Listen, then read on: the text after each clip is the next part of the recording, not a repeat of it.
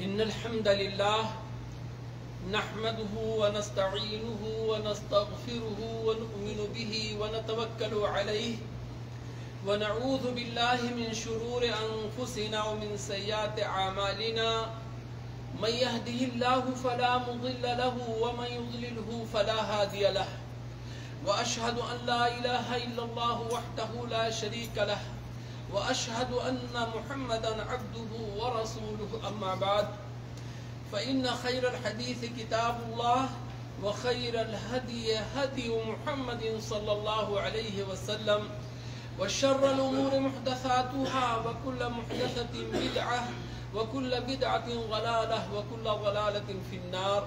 أعوذ بالله السميع العليم من الشيطان الرجيم.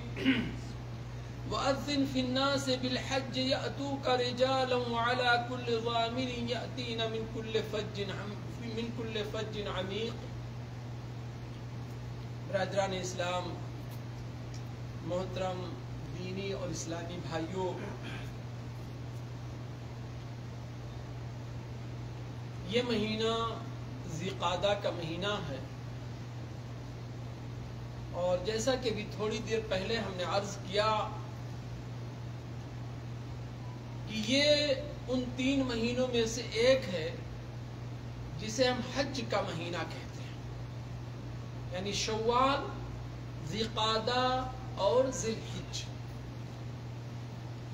حج کے مہینے سے مراد یہاں یہ ہے کہ ان مہینوں میں ہم حج کا احرام باندھ سکتے ہیں. اگر آج کوئی حج کا احرام باندھ لے اور یہ احرام باندھ کر کے مکہ میں جا کے رکا رہے اور پھر وہ اپنے مناسک حج کو پورا کرے تو اس کا حج صحیح ہے. شوال کی پہلی تاریخ یعنی عید الفطر کے دن سے لے کر کے 9 ذی الحجہ تک ہم حج کا احرام باندھ سکتے ہیں. اس کا مطلب یہ ہوا کہ رمضان کی آخری تاریخ کو اگر کوئی احرام باندھتا ہے حج کا تو اس کا احرام صحیح نہیں ہوگا، اس کا عمرے کا احرام ہوگا. اسی طریقے سے 9 ذی الحجہ کو چھوڑ کر کے کوئی 10 ذی الحجہ کو احرام باندھتا ہے تو اس کا احرام صحیح نہیں ہوگا، کیونکہ اس کا یوم عرفہ گزر گیا، اس کا یوم عرفہ. تو یہ مہینہ ذی قعدہ کا مہینہ ان 3 مہینوں میں سے ایک ہے جسے ہم اشہر حج کہتے ہیں. اسی طریقے سے یہ ذی قعدہ کا مہینہ میرے بھائیوں ان 4 مہینوں میں سے ایک ہے جسے ہم احترام والا مہینہ کہتے ہیں یا اشہر حرم کہتے ہیں، جس میں ہمیں بطور خاص میرے پیاروں برائیوں سے رکنے کے لیے کہا گیا ہے اور نیکیوں کے کرنے کے لیے کہا گیا ہے. وہ اشہر حرم کون کون ہیں؟ ابھی تھوڑی دیر پہلے آپ کے سامنے ہم نے بیان کیا، وہ ذی قعدہ، ذی الحجہ، محرم اور رجب ہیں. 3 پے در پے ہیں اور ایک جمادی الاخری اور شعبان کے بیچ میں ہے. 3 پے در پے جو ہیں وہ ذی قعدہ کا مہینہ ہے، ذی الحج کا مہینہ ہے، محرم کا مہینہ ہے اور چوتھا رجب کا مہینہ ہے. ان مہینوں میں بطور خاص میرے پیاروں ہمیں نیک عمل کرنا چاہیے، برائیوں سے دور رہنا چاہیے. ہم آج کی تفصیل میں نہیں جانا چاہتے ہیں میرے پیاروں، کیونکہ وقت بڑا مختصر ہوتا ہے اور جو موضوع زیر بحث ہوتی ہے وہ موضوع مکمل نہیں ہو پاتا ہے. اس لیے میں چاہتا ہوں کہ تفصیل اس کی انشاءاللہ بقیہ کسی اور درس میں ہم بیان کریں گے. سر دست ہم کچھ باتیں آپ کے سامنے آج حج کے تعلق سے کرنا چاہتے ہیں. لیکن قبل اس کے میرے پیاروں، قبل اس کے کہ میں حج کے بارے میں کچھ آپ کے سامنے بیان کروں، مناسب یہ معلوم ہوتا ہے میرے پیاروں یہ عبادت جس کے لیے اللہ نے ہمیں پیدا کیا ہے، جس کے لیے اللہ نے ہمیں پیدا ہمیں نہیں بلکہ جناتوں کو بھی صرف اپنی عبادت کے لیے پیدا کیا ہے.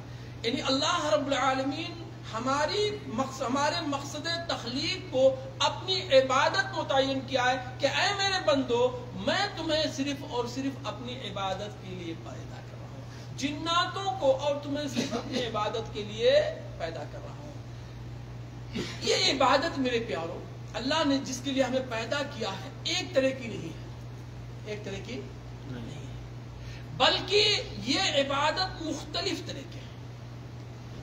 ایک عبادت ہے قلبی اور ایک عبادت ہے بدنی اور ایک عبادت ہے مالی اور ایک عبادت قلبی بدنی اور مالی اور قلبی تینوں. یا مطلب قلبی یعنی ایسی عبادت جس کا تعلق ہمارے دل سے، جیسے اخلاص. کوئی جب عمل ہم کرتے ہیں تو اس عمل کا مقصد کہاں سے شروع ہوتا ہے؟ ہمارے دل سے. ہم کس لیے کر رہے ہیں؟ یہ نماز جو ہم پڑھ رہے ہیں کس لیے پڑھ رہے ہیں؟ کس کے لیے پڑھ رہے ہیں؟ تو یہ جو دل سے جو اخلاص نکلتا ہے یہ بذات خود ایک عبادت ہے، بلکہ بڑا اہم عبادت ہے، بڑی اہم عبادت ہے. اگر اخلاص ہمارے پاس نہیں ہے تو یا تو ریا ہو جائے گا یا تو نفاق ہو جائے گا. اگر ایمان ہے لیکن ہم نے کسی دوسرے کے دکھاوے کے لیے نماز پڑھ لی تو ریا ہو گیا. اور اگر ایمان بھی نہیں ہے اور ہم نے دکھاوے کے لیے نماز پڑھی تو نفاق ہو جائے گا کہ نہیں؟ منافق لوگ نماز پڑھتے تھے کہ نہیں پڑھتے تھے لیکن اللہ کی وحدانیت کا اقرار نہیں کرتے تھے. تو ایمان بھی ان کے پاس نہیں، دکھاوا بھی، تو ان کا عمل نفاق ہو گیا. اور اگر کوئی مومن مسلمان جسے اللہ کی وحدانیت پہ یقین ہے کہ میرا رب کون ہے؟ اللہ ہے. میرا معبود کون ہے؟ اللہ ہے. میرا خالق و مالک کون ہے؟ اللہ ہے. لیکن کسی کے دکھاوے کے لیے اگر اس نے کوئی کام کر دیا تو کیا ہو جائے گا؟ کیا ہوگا؟ نفاق ہو جائے گا. نفاق نہیں، ریا ہو جائے گا. کیا ہو جائے گا؟ ریا ہو جائے گا. نفاق اس وقت ہوگا جب ایمان بھی آپ کے پاس نہیں ہے، اور ریا اس وقت ہوگا جب ایمان تو ہے لیکن مقصد میں تبدیلی آ گئی، اخلاص میں تبدیلی آ گئی. تو اخلاص یہ بہت بڑی عبادت ہے اور اس کا تعلق ہمارے دل سے. امید، ہم اللہ سے امید ہی وابستہ کہ اللہ تو میرا خالق اور مالک ہے اور تو ہی جو کرے گا وہی ہوگا. اللہ مجھے اولاد کی ضرورت ہے، امید تجھی سے میری وابستہ ہے. مجھے مال کی ضرورت ہے، میری امید تجھی سے وابستہ ہے. میں بیمار ہوں، شفا یابی کی امید تجھی سے وابستہ ہے میرے اللہ. میں پریشان ہوں، پریشانی یہ امید جو ہے جس کو عربی میں رجا کہتے ہیں. کیا کہتے ہیں؟ الرجا. یہ امید بھی کس سے ہوتی ہے؟ دل سے ہوتی ہے. یہ بھی ایک بات ہے. خوف، ڈر میرے پیارو، اگر ہمارے ڈر میں کہ میں نماز نہیں پڑھوں گا تو اللہ رب العالمین کا عذاب ہو سکتا ہے. میں برائیاں کروں گا تو میرے پیارو اللہ مجھے عذاب جہنم سے، عذاب قبر سے. تو یہ ڈر کس کا ہے؟ اللہ کا. تو یہ ڈر بھی جو دل سے ہے یہ بھی عبادت کی، میں صرف ڈرتا ہوں کس سے؟ فلا تخافوهم وخافون. اسی وجہ سے اللہ نے کہا میرے بندو مجھے چھوڑ کے کسی اور سے نہ ڈرو. تم کسی اور سے نہ ڈرو کہ اس کی نافرمانی کرو گے تو کوئی عذاب تم پر ہو جائے گا. اگر مجھے میری نافرمانی کرو تو تمہارے دل میں آنا چاہیے کہ عذاب اللہ میرے اوپر مسلط کر سکتا ہے. تو خوف کس کے لیے ہو؟ اللہ کے لیے. امید کس سے ہو؟ اللہ سے ہو. محبت بطور معبود اور رب کے کس سے ہو؟ اللہ سے. اللہ ہی میرا خالق ہے، اللہ ہی میرا مالک ہے، اللہ ہی رازق ہے، ہم اس سے محبت کریں. تو ایک عبادت میرے پیاروں قلبی ہوتی. کیا ہوتی ہے؟ قلبی، دل سے ہوتی ہے. اور یہ عبادت صرف اور صرف کس کے لیے ہونی چاہیے؟ اللہ کے لیے. دوسری عبادت بدنی ہوتی ہے. لیکن یہ قلبی عبادت میرے پیاروں تنہا رہ جاؤ گے نا، خوف محبت ہو گیا نا. لیکن دیگر عبادتوں کے میں بدنی عبادت جیسے جسمانی عبادت، جس کو جیسے نماز ہم نے کہاں پر کیسے پڑھی میرے پیاروں؟ کھڑے ہوئے نا، ہاتھ کیے نا، رکوع کیا، سجدہ کیا. اس کا تعلق کس سے ہے؟ بدن سے. اس کا تعلق کس سے میرے پیاروں؟ بدن سے ہے. یہ بدنی عبادت ہوگی. لیکن اس بدنی عبادت کے ساتھ ساتھ قلبی عبادت کا بھی ہونا ضروری ہے. نماز پڑھیے لیکن دل میں خلوص کا ہونا ضروری. اگر نماز پڑھنے میں خلوص نہیں ہے تو ریا اور نفاق. تو یہ ایک قلبی عبادت ہوئی جو سب سے اہم ہے. دوسری بدنی عبادت ہے. بدنی عبادت کے ساتھ ساتھ قلبی عبادت کا ہونا. ایسے مالی عبادت ہے میرے. کون عبادت ہے؟ مالی عبادت. کیسے؟ زکات ہے، صدقہ ہے، خیرات ہے کہ نہیں؟ یہ مالی عبادت ہے. لیکن اس مالی عبادت کے ساتھ ساتھ میرے پیاروں کیا ہونا چاہیے؟ قلبی عبادت بھی ہونا چاہیے. ہم مال خرچ کر رہے ہیں اس لیے کہ میرا رب خوش ہو جائے، اس لیے کہ میرے رب کا حکم ہے، یہ میرے اللہ کا حکم ہے، کسی اور کی وجہ سے میں اسے نہیں دے رہا ہوں۔ تو قلبی عبادت، بدنی عبادت، مالی عبادت۔ قلبی عبادت کچھ عبادت مستقل ہیں، لیکن بدنی عبادت کے ساتھ ساتھ قلبی عبادت کا ہونا بھی ضروری ہے، اور مالی عبادت کے ساتھ ساتھ بھی قلبی عبادت کا ہونا ضروری ہے۔ اور ایک ایسی عبادت ہے میرے پیاروں جس میں تینوں ہوتی ہیں، بدنی بھی ہے، مالی بھی ہے، قلبی بھی ہے۔ وہ کون سی عبادت ہے؟ حج۔ حج ہے۔ حج میں ہمیں مال کی ضرورت پڑتی کہ نہیں پڑتی ہے؟ حج میں ہمیں مال کی ضرورت پڑتی ہے، حج میں ہمیں طاقت کی ضرورت پڑتی ہے، ہم طواف کرتے ہیں، سعی کرتے ہیں، مینا، عرفات، مزدلفہ جاتے ہیں کہ نہیں ضرورت جاتے ہیں میرے گھر، لیکن ان دونوں کے ساتھ ساتھ قلبی عبادت بھی ضروری ہے کہ ہم کس لیے حج کر رہے ہیں؟ شہرت کے لیے کر رہے ہیں، ریا کے لیے کر رہے ہیں، دکھاوے کے لیے کر رہے ہیں کہ مجھے مولا حاجی صاحب لوگ کہیں گے، مجھے فلانے لوگ کہیں گے؟ اگر اس لیے کر رہے ہیں تو آپ کے حج کا کوئی فائدہ نہیں۔ اس سلسلے میں میرے پیاروں، ان عبادتوں کے ساتھ ساتھ قلبی عبادت ہر عبادت کے ساتھ ہونا ضروری ہے۔ قلبی عبادت ہر عبادت کے ساتھ ہونا ضروری ہے، چاہے وہ بدنی عبادت ہو یا مالی عبادت ہو، یا مالی اور بدنی دونوں سب کے ساتھ۔ اگر قلبی عبادت نہیں تو کوئی فائدہ نہیں ہے۔ جہاد کون سی عبادت ہے میرے بھائی؟ بدنی۔ بدنی بھی ہے اور مالی بھی ہے، کیونکہ مالی عبادت اس لیے ہے کہ اس میں آپ کو گھوڑے کی ضرورت ہے، ہتھیار کی ضرورت ہے، نان و نفقے کی ضرورت ہے، آپ جہاد میں جا رہے ہیں۔ اور بدنی اس لیے کہ آپ دشمن سے لڑ رہے ہیں۔ ایک بڑی پیاری حدیث ہے میرے پیاروں کہ قیامت کے دن سب سے پہلے جہنم میں کتنے لوگوں کو ڈالا جائے گا؟ 3 لوگوں کو ڈالا جائے گا، کیونکہ ان لوگوں نے مالی عبادت کیا ہے، ٹھیک نا، جسمانی بدنی عبادت کیا ہے، لیکن قلبی عبادت ان کی عبادتوں سے چوک گئی ہے۔ 3 ایسے لوگ ہوں گے میرے پیار جنہیں جہنم میں سب سے پہلے ڈالا جائے گا۔ ان میں سے ایک عالم ہوگا، حافظ قرآن ہوگا، اللہ رب العالمین اسے بلائیں گے اور اس سے کہیں گے کہ تجھے میں نے علم دیا، تو نے اس علم سے کیا کیا؟ تو کہے گا کہ اے اللہ، میں نے پڑھا اور لوگوں کو پڑھایا تیرے لیے۔ اللہ کہے گا تو جھوٹ بولتا ہے، بے شک تو نے پڑھا، بے شک تو نے پڑھایا، لیکن تو نے پڑھا اور پڑھایا اس لیے تاکہ تجھے قاری لوگ کہیں، تجھے عالم کہیں، تجھے مولانا کہیں، تیری شہرت ہو۔ تو نے میری رضا کے لیے نہیں کیا تھا۔ استغفر اللہ، اللہ ہم سب کو بچائے۔ تو نے دنیا والوں کی رضا چاہی تھی، دنیا میں لوگوں نے تجھے حافظ بھی کہا، تجھے لوگوں نے قاری بھی کہا، مولانا کہا، سب کچھ، یعنی جس سے تو چاہتا تھا اس سے تجھے اس کا صلہ مل گیا۔ تو نے مجھ سے نہیں چاہا تھا، آج جب تو نے مجھ سے نہیں چاہا تھا تو تجھے میں کیوں دوں؟ اس کے بعد حکم ہوگا اسے جہنم میں ڈالو۔ دل کی عبادت اس سے نکل گئی تھی، خلوص نکل گیا تھا، کام کیا تھا اس نے، بے شک پڑھا تھا، پڑھایا تھا، لیکن دل سے نیت کس کی تھی؟ رب کی رضا نہیں تھی۔ کس کی رضا تھی؟ دنیا والوں کی تعریف تھی، شہرت تھی، دکھاوا تھا، نمود تھا میرے بھائی۔ اور دوسرا لایا جائے گا میرے پر، بڑا مالدار ہوگا، اللہ اس سے پوچھے گا میں نے تجھے دولت دیا، مال دیا، تو نے کیا کیا؟ کہے گا رب میں نے یہ کیا، یہ کیا، یہ کیا، یہ کیا، تیری رضا کے لیے۔ کس کے لیے؟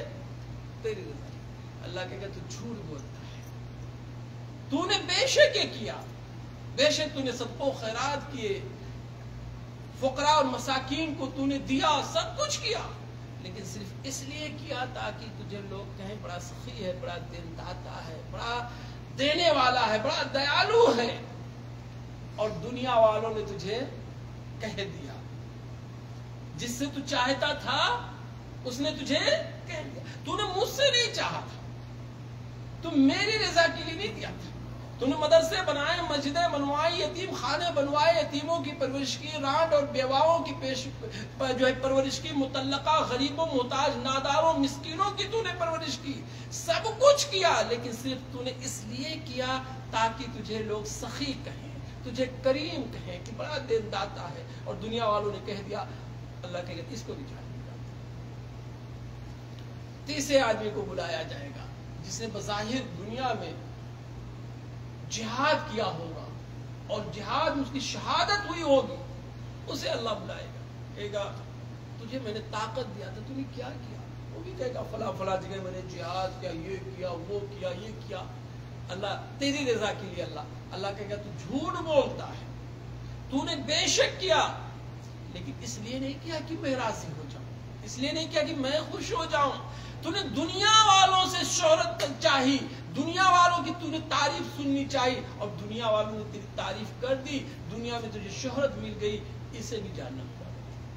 حدیث میں آتا ہے کہ اولئک الثلاث اول من تسعر بهم النار، کہ ہی وہ تین ہیں جن کے ذریعہ جہنم میں پہلی مرتبہ آگ لگائی جائے گی۔ تو میرے پیارو، عبادت اللہ رب العالمین نے مختلف بتایا ہے، بدنی بھی بنایا ہے، اللہ نے قولی بدنی بھی بنایا ہے، مالی بدنی مالی دونوں بنایا ہے، لیکن سب کے ساتھ ساتھ قلبی عبادت کا ہونا ضروری ہے۔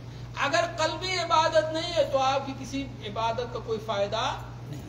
اچھا، دوسری بات میری پیارو، اللہ نے یہ قلبی بھی بنایا اور بدنی بھی بنایا اور مالی بھی بنایا، اس کا مالی اور بدنی کا فائدہ کیا ہے؟ اللہ چاہتا تو کہتا صرف نماز ہی پڑھو، پر زکات دینے کی ضرورت ہے، یا اللہ تعالیٰ کہتا صرف زکات ہی دو، نماز پڑھنے کی ضرورت ہے نہیں ہے۔ اس لیے میرے پیارو، تاکہ اللہ ہمیں آزمائے۔ کچھ ایسے لوگ ہیں جو لوگ بے شک رات میں میرے پیارو نہ جانے کتنی رکعت نماز پڑھ سکتے، تہجد کی نماز روز پڑھیں گے، لیکن 1 روپیہ دینا ان کے لیے مشکل ہو جاتا ہے۔ اور کچھ ایسے لوگ ہیں جو ہزاروں خرچ کر دیتے ہیں، لیکن 1 وقت کی نماز پڑھنا ان کے لیے عمرہ کرنے میں سب لوگ بڑے تیز ہیں میرے پیارو، سال میں 2-4 عمرہ 10 عمرہ ضرور کر لیتے ہیں، لیکن نماز کا جب وقت ہوتا ہے تو کمرے میں بیٹھ جاتے ہیں۔ تو کچھ لوگ نماز سے آگے ہیں مال سے، کچھ لوگ بدنی عبادت میں آگے ہیں مالی عبادت میں پیچھے، اور کچھ لوگ مالی عبادت میں آگے بدنی عبادت میں پیچھے۔ اللہ نے کہا دونوں کو آزمائیں گے۔ ایک بادشاہ ہے، خرچ کرنا کوئی مشکل نہیں ہے، لیکن نماز پڑھ کے دیکھا۔ ایک غریب ہے لیکن کچھ پیسے ہیں اس کے پاس، ضرورت ہے اسے، لیکن بہرحال جو بنیادی ضرورت اس سے زائد ہے، اللہ اس سے کہتا ہے تو اس مال سے تجھے محبت ہے، لیکن میری محبت کو مقدم کر کے دکھا، خرچ کر کے دکھا۔ تو یہ عبادت کا تنوع یہ ہے میرے پیارو، تاکہ ہر طرح کے مزاج والوں کو اللہ آزما سکے، ہر طرح کی طبیعت والوں کو لوگ آزما سکے، بخیل کو بھی آزمائے، سخی کو بھی آزمائے، عبادت کرنے میں تیز رہنے والوں کو بھی آزمائے اور سستی کرنے والوں کو بھی آزمائے۔ اسی طرح میرے پیارو یہ حج ہے، حج میں مال کی بھی ضرورت ہے ہمیں، اور بدن کی محنت کی بھی ضرورت ہے۔ اللہ نے یہ ساری چیزیں ہماری آزمائش کی ہے۔ میرے پیارو، یہ حج بہت قدیم ہے، حج بہت قدیم ہے۔ آپ جانتے ہیں حضرت ابراہیم علیہ السلام نے جب مکہ کی غیر ذی زرع وادی میں اپنی بیوی اور بچے حضرت اسماعیل علیہ السلام کو لا کے اللہ بحکم الہی، اللہ کے حکم میں چھوڑا تھا، جسے بے آب و گیاہ کہا جاتا ہے، یعنی نہ پانی نہ پودا۔ عربی میں اسے کہتے غیر ذی زرع، ایسی زمین جس میں زراعت نہیں ہوتی، ریتیلے پہاڑ، کوئی سبزہ نہیں، پانی کا کوئی انتظام نہیں، لیکن حکم الہی ہوا۔ اس قدر توکل مضبوط تھا، اس قدر یقین ان کا مضبوط تھا، اس قدر ایمان مضبوط تھا کہ اللہ حکم دے رہا ہے تو اللہ ضائع نہیں کرے گا۔ بے شک اسباب نظر نہیں آ رہے ہیں، پانی کہیں نہیں، پودا کہیں نہیں، پیڑ کہیں نہیں، کچھ نہیں، انسان نہیں، چرند نہیں، پرند نہیں، کوئی نہیں، لیکن اگر حکم الہی ہے تو اللہ ضائع نہیں کرے گا۔ حضرت ابراہیم نے اپنی بیوی اور بچے کو چھوڑ دیا۔ بہرحال قصہ میں طویل میں نہیں جاؤں گا کیونکہ میں چاہتا ہوں موضوع کو آپ کے سامنے پیش کروں۔ پھر آپ جانتے ہیں قبیلہ بنو جرہم کا آ کر کے یہاں آباد ہوا، زمزم نکلا، حضرت جو ہے حاجر صفا اور مروہ دوڑتی رہی، پھر اللہ کے حکم سے آب زمزم نکلا پانی ہوا, قبیلہ آ کر کے آباد ہوا. کچھ دنوں کے بعد ابراہیم علیہ السلام خواب میں دیکھا کہ میں اپنے بیٹے کو ذبح کر رہا ہوں, اور یہ درس اگلا درس ہوگا قربانی کے احکام و مسائل کے تعلق سے انشاءاللہ, یہ اگلا درس ہوگا. اور اس کے بعد باپ بیٹے اللہ کے حکم سے بیت اللہ کا تعمیر کیا. وَإِذْ يَرْفَعُ إِبْرَاهِيمُ الْقَوَاعِدَ مِنَ الْبَيْتِ وَإِسْمَاعِيلُ رَبَّنَا تَقَبَّلْ مِنَّا إِنَّكَ أَنْتَ السَّمِيعُ الْعَلِيمُ. اللہ, ملاقات ہوئی, حکم ہوا بیٹے کو ذبح کر دو. انشاءاللہ اگلے درس میں اس کی تفصیل آئے گی. پھر حکم ہوا کہ بیت اللہ کی تعمیر کرو. باپ بیٹے تعمیر کرنا شروع کر دیا. اللہ, وَإِذْ يَرْفَعُ إِبْرَاهِيمُ الْقَوَاعِدَ مِنَ الْبَيْتِ وَإِسْمَاعِيلُ رَبَّنَا تَقَبَّلْ مِنَّا إِنَّكَ أَنْتَ السَّمِيعُ الْعَلِيمُ. کس نے حکم دیا تھا؟ اللہ نے. جب ابراہیم بیت اللہ کے قواعد کو اٹھا رہے تھے, اس کی دیواروں کو اٹھا رہے تھے, اور اسماعیل اور یہ دعا کر رہے تھے ربنا تقبل منا, اے اللہ ہم سے اسے قبول فرما لے.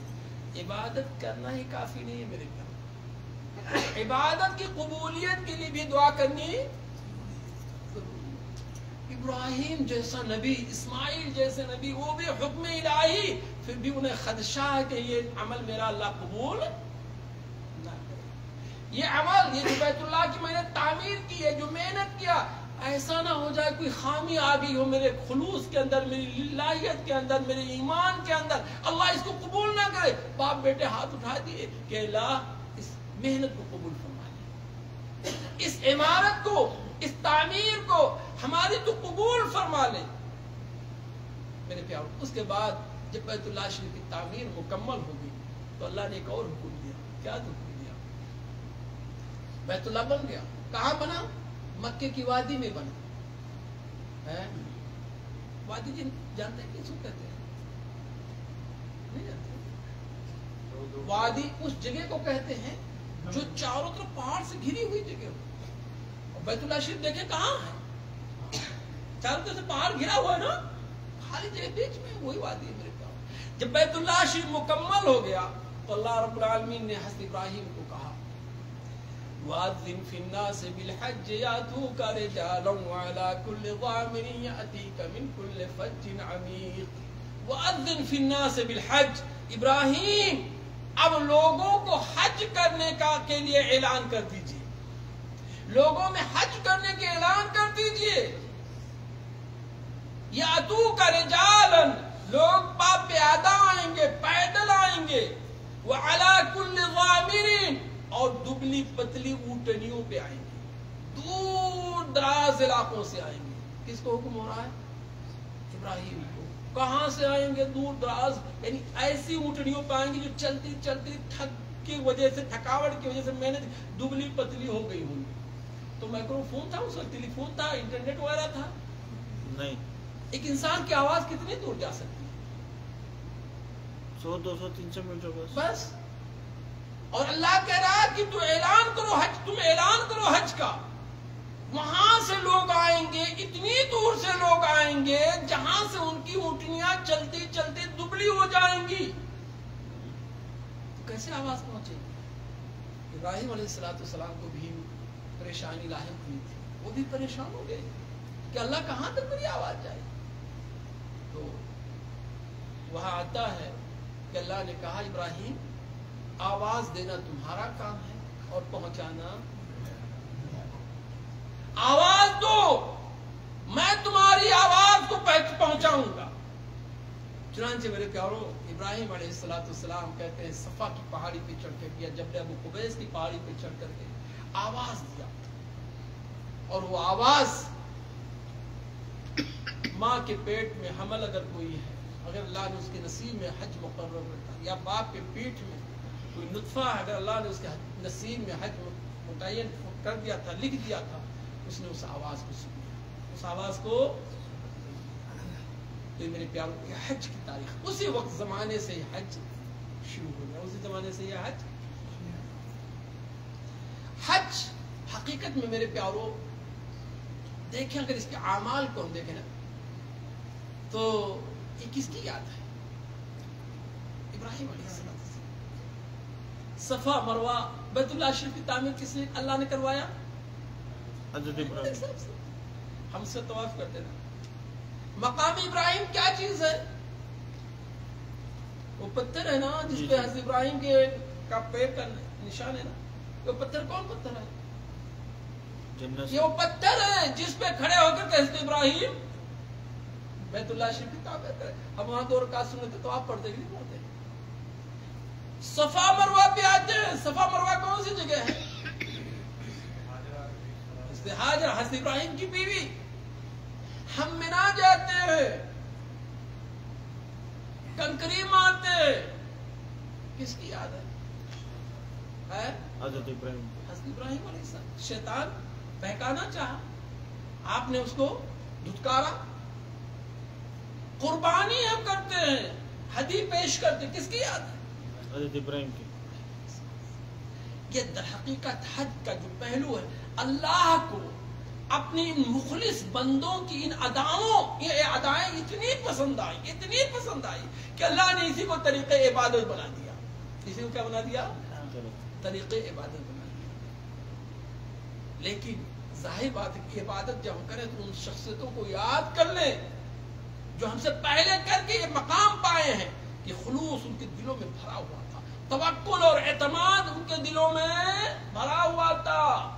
جو اللہ نے کہا ہم اسے کر ڈالیں گے. اگلے درس میں جیسا آئے گا میرے پیارو, انسان کی نظر میں سب سے محبوب پسندیدہ کون ہوتا ہے؟ اس کی اولاد ہوتی ہے.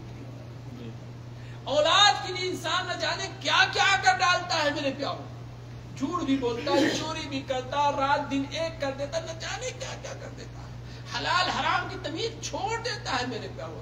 یعنی سب کی بات نہیں, الحمدللہ بہت سارے لوگ ہیں جو تمیز کرتے ہیں حلال و حرام میں, کوشش کرتے ہیں کہ ہم اپنے بچوں کو حلال کھلائیں, حلال ان سے پرورش کریں. لیکن کچھ لوگ ہیں جو حلال و حرام کی اس لیے بچے کی محبت میں, کس لیے رات دن ایک کر دیتا, اپنی صحت اور تندرستی کو میرے پیاروں قربان کر دیتا ہے, داؤں پہ لگا دیتا. کس لیے؟ بچوں کے لیے, بچوں کی اعلیٰ تعلیم ہو جائے, بچوں کی تندرستی اچھی رہے, بچوں کی صحت اچھی رہے, ایسا ایسا ایسا سب کچھ کر دینا. اور یہ نہیں کہ نبیوں کے دل میں محبت نہیں تھی, ان کے دل میں نہیں تھی, لیکن اسی بچے سے اللہ نے آپ کو آزمایا تھا. کسے؟ ابراہیم سے آزمایا تھا. حضرت ابراہیم کو کس سے آزمایا؟ کئی چیزوں سے. وَإِذِ ابْتَلَىٰ إِبْرَاهِيمَ رَبُّهُ بِكَلِمَاتٍ فَأَتَمَّهُنَّ. ایک نہیں آزمایا تھا اللہ نے, ایک چیز سے. اور تاریخ آئے کی تفصیل میں نہیں بہت جانا چاہتا ہوں. پہلے تو بیوی بچوں کو چھوڑ دو, یہ بھی بڑی آزمائش ہے. کوئی چھوڑ سکتا ہے؟ نہیں چھوڑ. بیٹے کو قربان کر دو, بیٹے کو قربان کر دو, ہاں بیٹے کو قربان کر دو. لیکن سر میں کہا فَأَتَمَّهُنَّ, فَأَتَمَّ, اللہ نے ساری اللہ نے آزمایا, اور حضرت ابراہیم ساری آزمائشوں میں کھڑے اترے, کہیں دھوکہ نہیں کرتے. جو اللہ نے کہا کرتے ہیں, جو اللہ نے کہا کرتے ہیں. بہرحال یہ قربانی سب اسی کی نشانی ہے میرے پیاروں. یہ قربان, یہ جو حج ہے میرے پیاروں, اللہ رب العالمین نے ہمارے اوپر فرض کیا. اس کی بے شمار شاعر جو ہیں اسی خانوادہ رسالت, اسی حضرت ابراہیم علیہ السلام کی ذات اور آپ کے خاندان سے کی یادگار. اسی زمانے سے حج میرے پیاروں جاری اور ساری ہے. ہماری شریعت میں میرے بھائی اللہ نے اس حج کو باقی رکھا, اور ہماری شریعت سے پہلے بھی شریعتوں میں اس چیز کو, بلکہ اللہ رب العالمین نے اپنے نبی جناب محمد رسول اللہ صلی اللہ علیہ وسلم کی زبانی حج کی بڑی فضیلت ہم سے بیان کروائی. ہمیں بتایا کہ حج کرو گے تو کتنی فضیلت, بہت فضیلت ہے. سب سے پہلی بات, تمہارے گناہ دھل دیے جائیں گے, تمہارے گناہ دھل دیے. اس کے سلسلے میں 2 حدیثیں میرے سامنے ہیں. ایک تو متفق علیہ ہے, بخاری اور مسلم کی روایت, اور ایک سننے ترمذی اور مسند امام احمد کی روایت ہے. دونوں سن لیجیے, میں بہت زیادہ نہیں, 3 ہی حدیثیں, فضیلت کے تعلق سے بہت ساری حدیثیں ہیں, لیکن بر وقت میں 3 حدیثیں آپ ہیں. حضرت ابو ہریرہ رضی اللہ تعالیٰ عنہ فرماتے ہیں کہ نبی کریم صلی اللہ علیہ وسلم نے فرمایا, من حج للہ فلم يرفث ولم يفسق رجع كيوم ولدته امه. بخاری مسلم کی روایت ہے. میرے حبیب صلی اللہ علیہ وسلم فرماتے ہیں کہ جس شخص نے اللہ کے لیے حج کیا, کس کے لیے حج کیا؟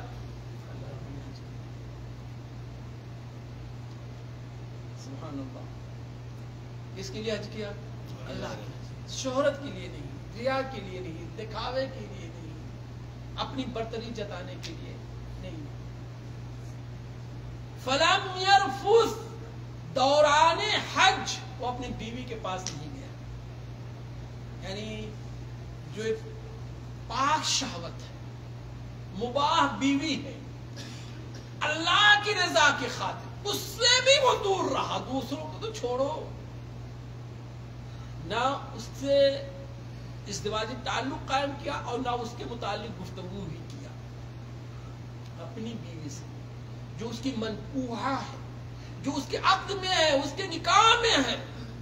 وَلَمْ يَفْسُقْ, اور اپنے زبان کی بھی حفاظت کی, زبان سے بےہودہ گفتگو نہیں کیا, برائی نہیں کیا.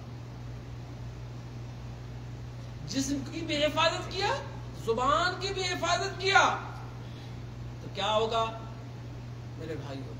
رجعا کیوم ولدتہ, تو اپنے گناہوں سے ایسے پاک صاف ہو جاتا ہے جیسے ابھی ماں کے شکم سے پیدا ہوا. اللہ, ماں کے شکم سے جب بچہ پیدا ہوتا ہے تو گنہگار ہوتا ہے نہیں. کافر کا بچہ بھی گنہگار نہیں ہوتا میرے بھائی. کافر کا بچہ بھی, کیونکہ ابھی اسے کوئی گناہ نہیں کیا. میرے حبیب فرماتے ہیں کہ جو شخص حج کر لیتا ہے وہ ایسے ہو جاتا ہے, گناہوں سے پاک و صاف ہو جاتا ہے جیسے ابھی ماں کی شکم سے. سبحان اللہ. اب گویا کہ حاجی کو چاہیے کہ گناہوں سے صفائی اسے مل گئی ہے تو اب باقی زندگی کو دیکھیں. لیکن بڑا مسئلہ ہے کہ کبھی یہ آ جاتا کہ حاجی پاجی ہو جاتا ہے. کیا ہو جاتا ہے؟ حاجی پاجی ہو جاتا ہے. لیکن سب کا نہیں ایسے ہوتا ہے. کچھ حاجی پاجی ہو جاتے ہیں اور کچھ سدھر جاتے ہیں. کچھ کیا ہو جاتے ہیں؟ سدھر جاتے ہیں. لیکن کچھ حاجی پاجی ہو جاتے ہیں. لیکن یہ ایک بات بتا دوں میرے پیارو, جو حاجی سدھر گیا سمجھ لو اس کا حج مقبول ہو گیا, اور جو حاجی پاجی ہو گیا سمجھ لو اس کا حج مقبول نہیں. کیوں؟ کیونکہ اللہ نے کہا ان الحسنات یذھبن السیئات, کہ نیکیاں برائیوں کو ختم کر دیتی ہیں. اگر اس کا حج قبول ہوا ہوتا تو پھر اس کی برائیوں پہ اس کے لوٹنے کی ہمت نہیں. اور جس کا قبول ہو, جو آ کے سدھر گیا میرے پیار, بچنے لگا کہ بھی سود ہم نہیں کھائیں گے, ہم کسی کا مال نہیں لیں گے, ہم کسی کو ناحق نہ ستائیں, جان اس کے حج میں دم ہے. اس کے حج میں کیا ہے؟ دم ہے. اس کا حج یقیناً حج مبرور ہے, اس کا حج قبول ہوا ہے میرے پیاروں. اس کے بعد دوسری حدیث آئیے سنتے ہیں میرے پیاروں. ایک مرد مومن کیا چاہتا ہے میرے پیاروں حج کر کے؟ اللہ سے توبہ, اللہ کی رضا, اللہ کی جنت, جہنم سے نجات. ہی تو چاہتا نا جی. کہ اللہ کی ولایت مل جائے, اللہ کا قرب مل جائے, اللہ کی محبت مل جائے, اللہ کی جنت مل جائے, اللہ کی جہنم سے حفاظت محفوظ ہو جائے, بچ جائے میرے پیاروں. اللہ کے رسول دیکھیے کیا کہتے ہیں. یہ بھی روایت حضرت ابو ہریرہ رضی اللہ تعالیٰ عنہ سے, اور یہ بھی متفق علیہ صحیح بخاری اور مسلم کی روایت ہے. میرے نبی نے فرمایا العمرۃ الی العمرۃ کفارۃ لما بینہما والحج المبرور لیس له جزاء الا الجنہ. اللہ کہتے ہیں الحج العمرۃ الی العمرۃ کفارۃ لما بین, ایک عمرہ دوسرے عمرے کے درمیان کے گناہوں کا کفارہ ہو جاتا ہے. آپ نے عمرہ کیا, پھر اللہ نے آپ کو دوبارہ عمرہ کرنے کی توفیق دی, اب اس دونوں دو عمروں کے درمیان جو گناہ ہیں صغیرہ ہیں اللہ اسے صاف کر دیتا ہے. والحج المبرور لیس له جزاء الا الجنہ, اور حج مبرور کا بدلہ صرف اور صرف کیا ہے؟ جنت. صرف اور صرف کیا ہے؟ حج مبرور کس کو کہتے ہیں؟ ایسا حج جس کے بعد انسان توبہ کر لے, اور ایسا حج جس میں دل سے توبہ بھی کیا ہو, جس میں مال حلال استعمال کیا ہو, جو نبی کریم صلی اللہ علیہ وسلم کی سنت کے مطابق کیا ہو, جس میں فسق و فجور سے بچا ہو میرے پیاروں, یہ حج مبرور. میرے حبیب نے فرمایا کہ اگر کسی کو حج مبرور عطا ہو جاتا ہے, کسی کو نصیب حج مبرور ہو جاتا ہے, تو اللہ اسے بدلے میں صرف اور صرف جنت نصیب. کیا فرمائیں گے؟ جنت. اور ایک اور آخر حدیث سن لیجیے, اس کے بعد بات کو آگے بڑھا کے میں سمیٹنے کی کوشش کروں گا. کہ عبداللہ ابن مسعود رضی اللہ تعالی عنہما بیان فرماتے ہیں کہ نبی کریم صلی اللہ علیہ وسلم نے کہا تابعوا بین الحج والعمرہ، تابعوا بین الحج والعمرہ فإنهما ينفعان الفقر والذنوب كما ينفي الكير خبث الحديد والذهب والفضة والحجة المبرورة ليس لها جزاء إلا الجنة. الله أكبر. میرے حبیب فرما رہے ہیں کہ اے میرے امت کے لوگوں، حج اور عمرہ کو زیادہ سے زیادہ کرو، حج اور عمرہ کو زیادہ سے زیادہ کرو. کیوں؟ کیونکہ حج اور عمرہ غریبی کو اور گناہوں کو، غریبی کو اور گناہوں کو، بہت سارے لوگ پیسے کے لالچ میں حج نہیں کرتے نا، عمرہ نہیں کرتے نا. اللہ کے رسول نے کہا یہ حج اور عمرہ غریبی کو اور گناہوں کو ایسے صاف کر دیتے ہیں جیسے بھٹی لوہے، سونے اور چاندی کے زنگ کو ختم کر دیتی ہے. ایک بھٹی آپ نے جلایا ہے، تیز بھٹی جل رہی ہے، اور اس بھٹی پہ آپ نے میرے بھائی لوہا، آپ نے سونا رکھا، کیا رکھا؟ سونا. تو اس کا زنگ سب جل کے ختم ہو جائے گا کہ نہیں ختم ہوگا؟ ختم ہو جائے گا. میرے چاندی کا، سونے، لوہے کا زنگ آپ جب جلتی ہوئی آگ پر رکھیں گے تو زنگ ختم ہو جائے گا کہ نہیں ہوگا؟ ختم ہو جائے. میرے حبیب نے فرمایا ایسے ایک بندے کو جب حج اور عمرے کی بھٹی پہ رکھا جاتا تو اسے گناہ سب جل کر کے ختم ہو جاتے اور غریبی بھی جل کر کے ختم ہو جاتی.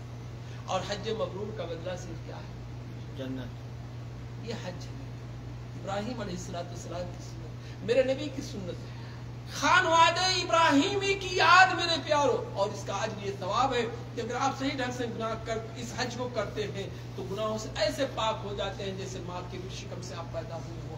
اگر صحیح ڈھنگ سے آپ کرتے ہیں، حج مبرور آپ کو نصیب ہو گیا تو آپ جنت پائیں گے. اگر آپ صحیح ڈھنگ سے کرتے ہیں تو آپ کے گناہ ایسے صاف ہو جائیں گے جیسے بھٹی پہ سونے اور چاندی کو رکھ دیا جائے، لوہے کو، اس کا زنگ ختم ہو جاتا ہے. یہ حج میرے پیاروں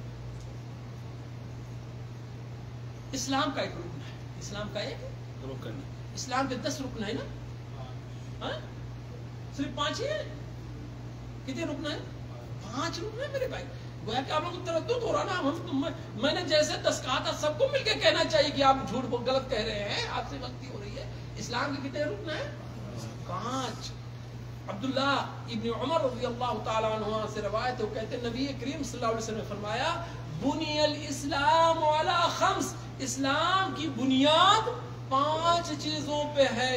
شہادت ان لا الہ الا اللہ وان محمد رسول اللہ، سب سے پہلی بنیاد رب کی الوہیت کا اقرار اور نبی کی رسالت کا اقرار. اور دوسرے نمبر پہ نماز قائم کرنا، اور تیسرے نمبر پہ زکوٰۃ دینا، اور چوتھے نمبر پہ بعض روایتوں میں حج ہے، بعض روایتوں میں روزہ ہے. بہرحال ایک حج اور ایک روزہ ہے.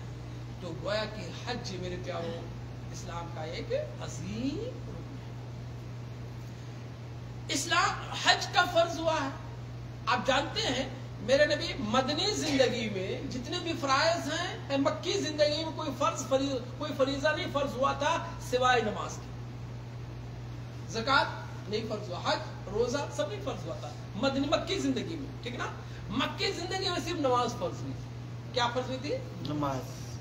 اور مدنی زندگی میں سن 2 ہجری میں میرے پیاروں روزہ بھی فرض ہوا، زکوٰۃ بھی فرض ہوا. غالباً 2 ہجری میں، روزہ تو دوسری سن 2 ہجری میں فرض ہوا، لیکن زکوٰۃ 2 میں ہے کہ 3 میں ہے، اللہ اعلم. حج میرے پیاروں سن 9 ہجری میں فرض ہوا. کب ہوا؟ سن 9 ہجری میں. یعنی گویا کہ آپ صلی اللہ علیہ وسلم کی وفات کے تقریباً 1 سال کچھ دن پہلے، کیونکہ سن 11 ہجری میں آپ صلی اللہ علیہ وسلم کی وفات ہوئی نا. کس مہینے میں؟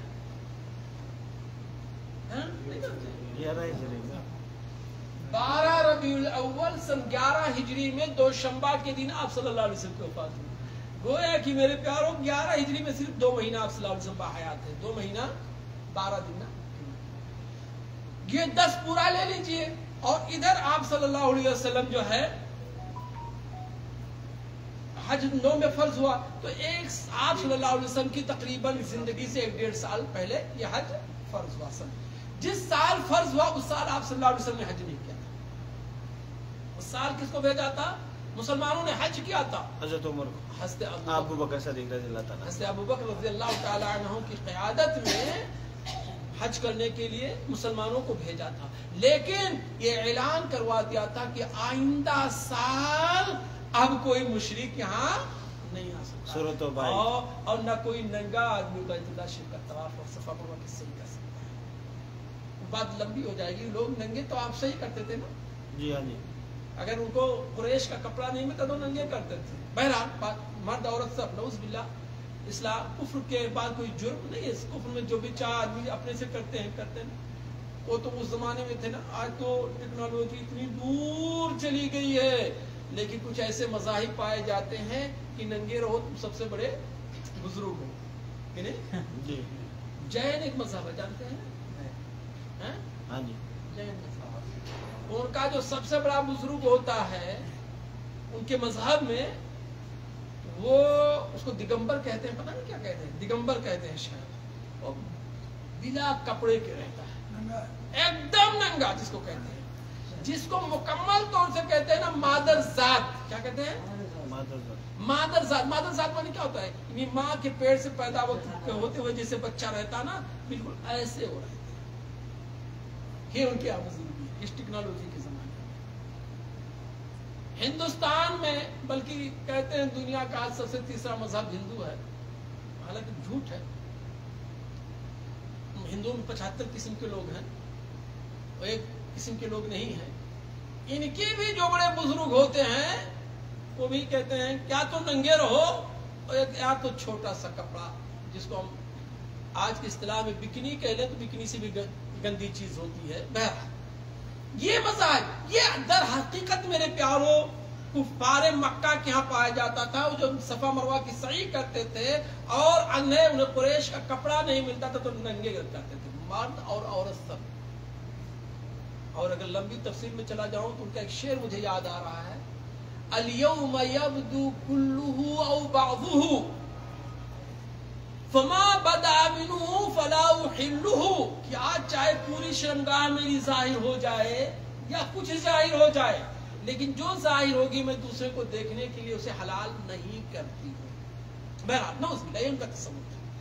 میرے نبی صلی اللہ علیہ وسلم سے 9 ہجری میں حج فرض ہوا، آپ نے اس سال حج نہیں کیا۔ کچھ مسلمانوں نے حضرت ابوبکر رضی اللہ تعالیٰ عنہ کی قیادت اور امارت میں جو ہے حج کیا، لیکن اس سال یہ حکم ہو گیا، اعلان عام کر دیا گیا کہ اب بیت اللہ شریف میں کوئی مشرک داخل نہیں ہوگا، اور کوئی ننگے بیت اللہ شریف کا طواف اور کوئی صحیح نہیں کر سکتا ہے۔ آپ صلی اللہ علیہ وسلم نے میرے پیاروں سن 10 ہجری میں حج کیا۔ کتنا حج کیا آپ نے پوری زندگی میں؟ اور عمرہ، یعنی آپ صلی اللہ علیہ وسلم نے ایک حج اور 4 عمرہ کیا۔ یہ حج میرے پیاروں ہم مسلمانوں پہ فرض عین ہے۔ کیا ہے؟ شروط کے ساتھ۔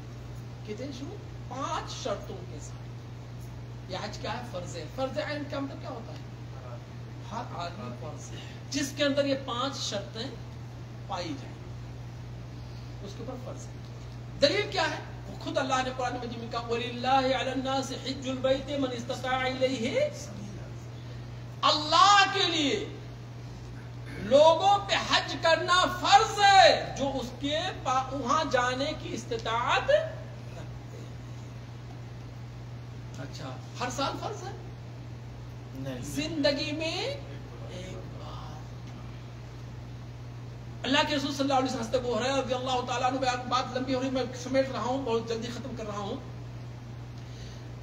حضرت ابو ہریرہ رضی اللہ تعالیٰ عنہ بیان فرماتے ہیں کہ ایک مرتبہ نبی کریم صلی اللہ علیہ وسلم خطبہ دے رہے تھے، تو آپ نے کہا یا ایھا الناس ان اللہ فرض علیکم الحج فحجوا، اے لوگو اللہ نے تمہارے اوپر حج کو فرض کیا ہے تو تم حج کرو۔ اب ایک صحابی کھڑے ہو گئے، کہا اللہ کے رسول کل عام یا رسول اللہ، ہر سال ہے اللہ کے رسول؟ آپ خاموش رہے۔ پھر وہ آگے ہر سال یا اللہ کے رسول؟ پھر آپ خاموش رہے۔ پھر تیسری بار خاموش رہے۔ کہا دیکھو اگر میں کہہ دیتا ہاں تو تمہارے اوپر یہ حج کرنا ہر سال فرض ہو جاتا، تم اس کی طاقت نہیں رکھتے، لیکن تمہارے اوپر زندگی میں ایک مرتبہ حج کرنا۔ کچھ عبادتیں میرے نبی نے اس لیے ترک کر دیا کہ میری امت پہ کہیں فرض نہ ہو جائے اور میری امت طاقت نہ رکھے۔ جسے تراویح کی نماز پڑھنا آپ نے صلی اللہ علیہ وسلم 3 دن تراویح کی نماز باجماعت پڑھی ہے نا جی. پھر نہیں پڑھی کیوں نہیں پڑھی؟ مسواک بھی. ہاں بہت ساری چیزیں تو آپ صلی اللہ علیہ وسلم نے یہ اس لیے نہیں تراویح کی نماز جماعت سے پڑھی کہ میری امت پہ فرض. تو بہرحال حج کرنا میرے پیاروں فرض عین ہے مسلمانوں پہ، لیکن 5 شرط کے ساتھ. سب سے پہلی شرط اسلام. کیا؟ اسلام. مسلمان ہو. کافر اگر کوئی حج کرے تو اس کا حج نہیں ہوتا. لیکن بات بتاؤ میرے پیاروں، مسلمان تو ہے وہ لیکن نماز نہیں پڑھتا ہے. کہتا ہے نام میرا عبداللہ ہے لیکن نماز نہیں پڑھتا. اب حج کرے تو قبول ہے. کچھ علماء نے کہا بے نمازی در حقیقت یہ مسلمان ہوتا ہی نہیں ہے. میں کہوں بڑا خطرہ ہے، بڑا خطرہ ہے. اگر تم نماز نہیں پڑھتے ہو حج کرتے ہو تو اس سے بہت خطرے پہ ہو. ٹھیک نا؟ تو پہلی شرط کیا ہے؟ اسلام. اور دوسری شرط کیا ہے میرے پیاروں؟ عقل. کیا ہے؟ یہ بڑی بڑی نعمت ہے میرے بھائی. اللہ ہم سب کو محفوظ رکھے، ہم سب کی عقل کی حفاظت کرے. اگر انسان بے عقل ہے، بے عقل کا مطلب پاگل ہے، تو اس کے اوپر حج کرنا فرض نہیں. جس کے پاس عقل ہے اس کے اوپر نماز بھی فرض نہیں ہے. اس کے اوپر کیا ہے؟ نماز بھی فرض نہیں ہے. اگر آدمی عقل نہیں ہے روزہ بھی فرض نہیں ہے. پاگل پہ حج روزہ نماز فرض نہیں، کیونکہ عقل ہر عبادت کی قبولیت کے لیے شرط ہے.